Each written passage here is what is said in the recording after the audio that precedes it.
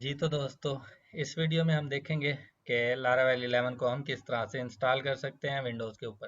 तो सबसे पहले तो हमें चाहिए ज़ैम्प सर्वर, जिसके अंदर हम अपने डेटाबेसेस को मैनेज करेंगे। देन हमें कंपोजर चाहिए। देन उसके बाद गिट, और लास्ट में हमें लारावेल का सेटअप, जो कि हमें गिटहब से मिलेगा जिप फाइल में।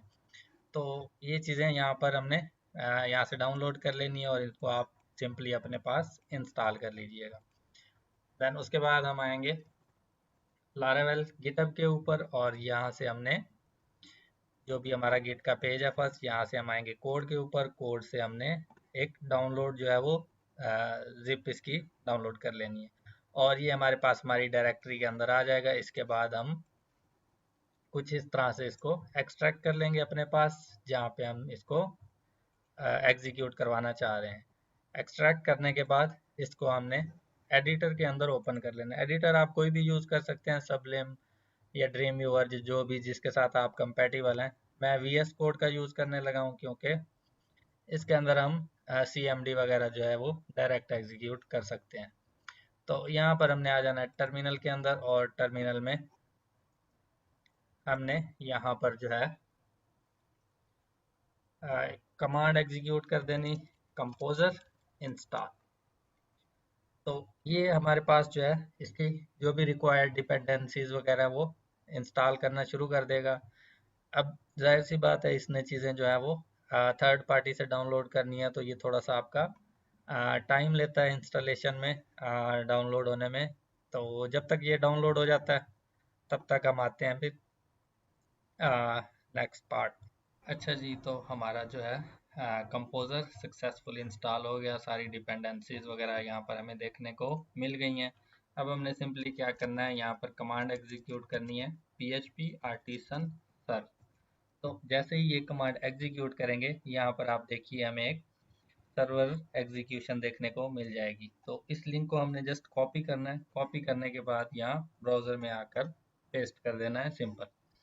तो इनिशियली हमें यहाँ पर एरर देखने को मिला, तो इसको हमने कैसे डिबग करना है, यहाँ पर हम अपने प्रोजेक्ट में वापस आ जाते हैं। कन्फिग के अंदर हमारे पास फाइल होती है ऐप, और इसमें हमने डिबग जो मोड है उसको ट्रू कर देना है। तो इससे क्या होगा, हमें जो है हमारा एरर यहाँ पर देखने को मिल जाएगा। तो जैसे यहाँ पर हम इसको रीलोड करेंगे, तो देखते हैं हमें कौन सा इशू देखने को मिल रहा है। ओके, तो थोड़ा सा वेट कर लेते हैं। ओके, तो यहाँ पर आप देखिए हमें एरर देखने को मिला, नो एप्लीकेशन इंक्रिप्शन की। तो ये इसने हमें जो है वो API की जनरेट करके नहीं दी बाय डिफ़ॉल्ट। तो ये हमारे पास हम एनवायरनमेंट फाइल के अंदर पड़ी होती है, जहाँ से हम इसको जनरेट करवाएंगे। तो यहाँ पर आ जाते हैं हम जल्दी से अपनी एनवायरनमेंट फाइल के अंदर। यहाँ पर आप देखिए हमारे पास एक फाइल एग्जिस्ट कर रही .env.example। तो इसको हम कर लेते हैं जल्दी से रीनेम। जस्ट हमने इसको .env करना है। रीनेम करने के बाद यहाँ पर देखिए हमें एक ऐप की ऊपर टॉप पे मिल रही, जो कि अभी हमारे पास एम्प्टी है। तो जल्दी से इसको जनरेट करवा लेते हैं। जनरेट करवाने के लिए हमारे पास एक कमांड है यहाँ पर, PHP आर्टिसन की जनरेट। तो जैसे ये कमांड लिखेंगे, आप देखिए हमें यहाँ पर एक की देखने को मिल गई। तो यहाँ पर की जनरेट करने के बाद फिर से हम वापस आ जाते हैं अपने प्रोजेक्ट के अंदर, देखते हैं क्या चेंज आया। ओके, देन उसके बाद हमें यहाँ पर डेटाबेस का जो है वो कनेक्शन एरर देखने को मिल रहा है। तो जल्दी से हम अपना डेटाबेस रेडी कर लेते हैं। उसके लिए हमें चाहिए जैम्प, जो कि हम ऑलरेडी पार्ट फर्स्ट में यहाँ पर जो है प्री रेक्विजिट में इंस्टॉल कर चुके हैं। इंस्टॉलेशन के बाद आपने जस्ट जो है इसको स्टार्ट कर लेना है। स्टार्ट करने के बाद हमने यहाँ पर ब्राउज़र में आके लिखना है local host, simple. Local host लिखेंगे तो हमारे पास ये जैम्प का जो फ्रंट पेज है वो ओपन हो जाएगा। क्योंकि हमने डेटाबेस यूटिलाइज करने हैं, तो यहाँ पर हमें PHP माई एडमिन का जो है वो ऑप्शन देखने को मिलता है। तो इस पर जैसे ही क्लिक करेंगे, तो आप देखेंगे हमारी जो डेटाबेस की लिस्ट वगैरह जो भी हमारा इसका फ्रंट व्यू है वो हमें देखने को मिल जाएगा। ओके, तो यहाँ पर आप देखिए हमें डेटाबेस की लिस्ट देखने को मिल गई है। हम यहाँ से एक नया डेटाबेस क्रिएट कर लेते हैं, लारावेल ऐप _01।